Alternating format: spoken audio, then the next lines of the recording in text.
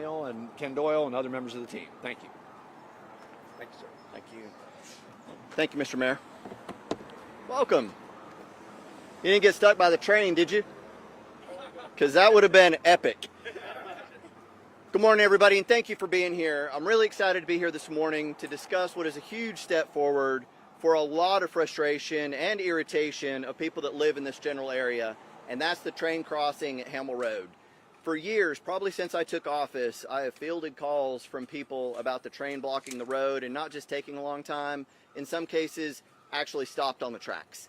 And you never know until you're already there, and then turning around can be not only cumbersome but also dangerous. So the conversation has come up, what can we do? And by we, I mean my family as well. We live right up here. I drive Hamel Road every day. Just last week we got stuck twice at least by the train at Hamel, so I share that frustration. But unfortunately, my answer to that question about what can you do about it has been a horrible answer, which is nothing really. And that's mainly because Norfolk Southern, the train system, they're federally regulated. There's very little that city, county, and even state government can do.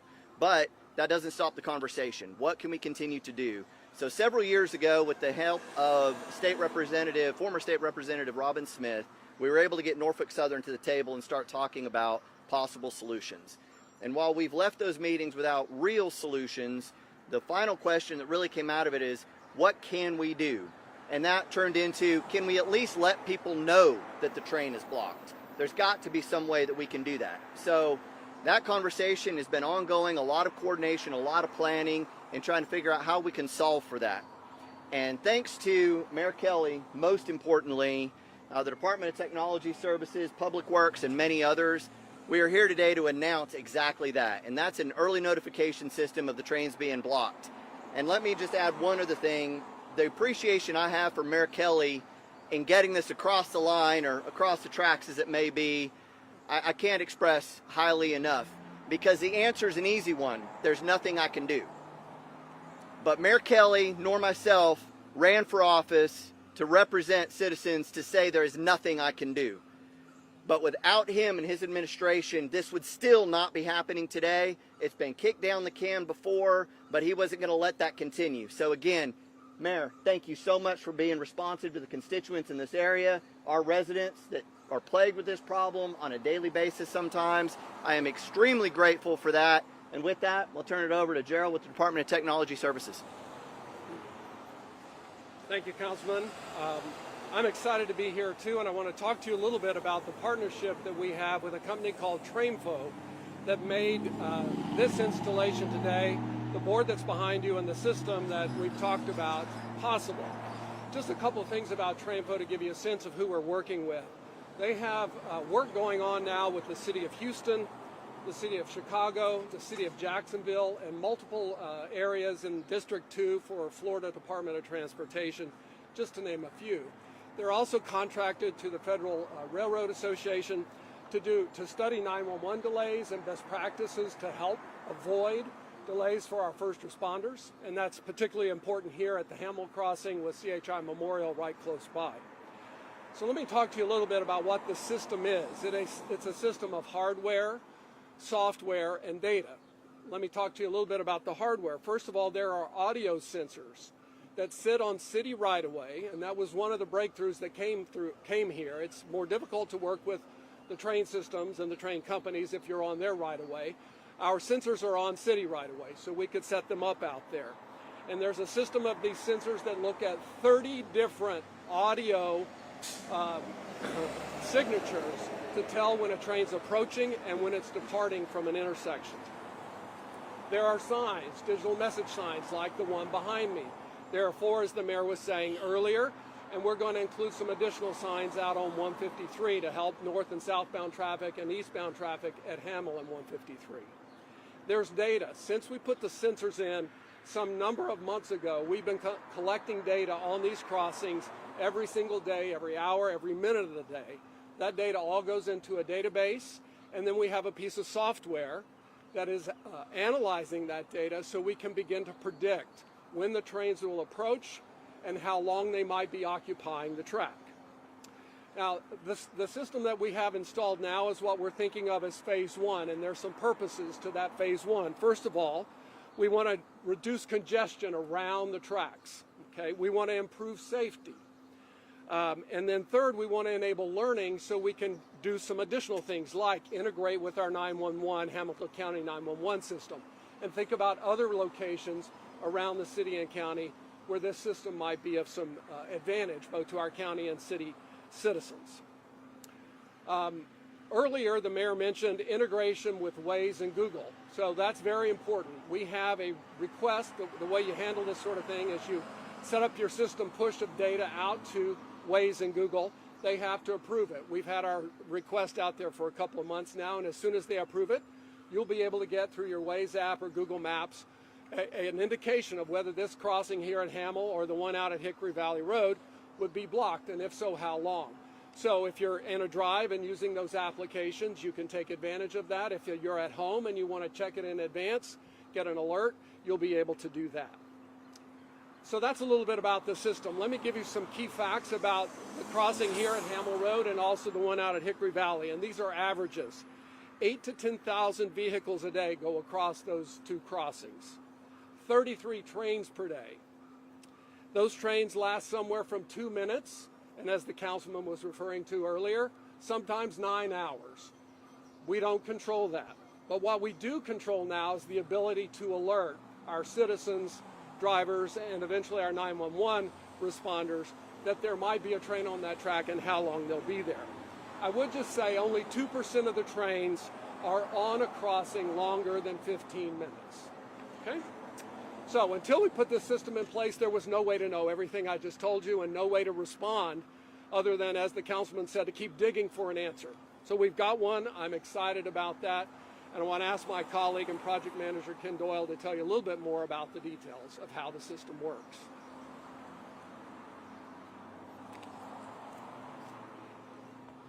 Thank you, Gerald. Thank you, Mayor Kelly.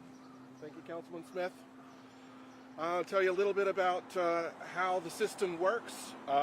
We have sensors at 4 different train crossings, 2 target crossings, that being at Hamel Road and also at Hickory Valley Road, but also 2 upstream crossings from those, that being Old Hickson Pike for the Hamel Road crossing and Jersey Pike for the Hickory Valley crossing.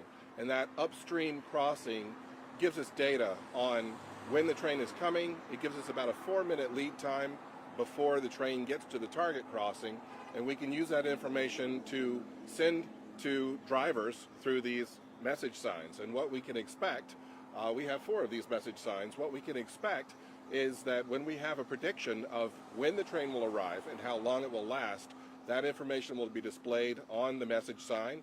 It will say something like Hamel Road crossing is occupied, 6+ minutes to clear. That number will be periodically updated as the train progresses across the track. So the driver will have that information that they can make use of to decide whether they want to wait the train out or take an alternate route. And we've located the sign so that there is an alternate route to take. Once you pass the sign, there are roads that you can take to go a different way. Might take longer than just going across the tracks. It might take longer than waiting out the train. We'll leave that to the driver to decide.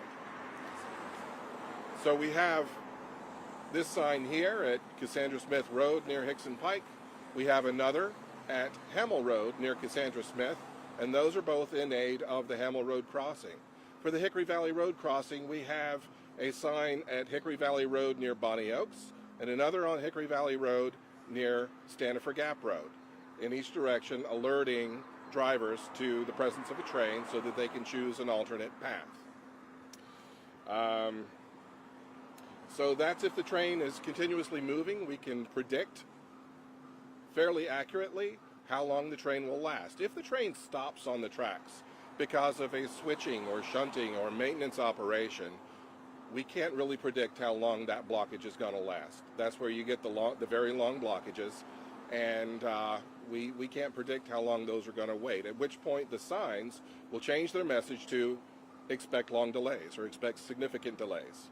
so that the drivers can see that and know that we've got a long blockage and we don't know what it's going to end, and use that information to make a rational choice as to whether they want to wait or seek an alternate path. That's all I have, and I will turn it back over to the communications team. Hey, we got any questions? Yeah, sure. All right, so I know obviously these two crossings obviously are ours. Are there any plans to institute the system at other train crossings across the city and the county? Because I know yesterday myself I caught the one at Thrasher Pike and the same transport train line. So are there plans to expand? Charlie, you want to step up to the mic? Sure. Yeah. Well, how serendipitous you should mention that one.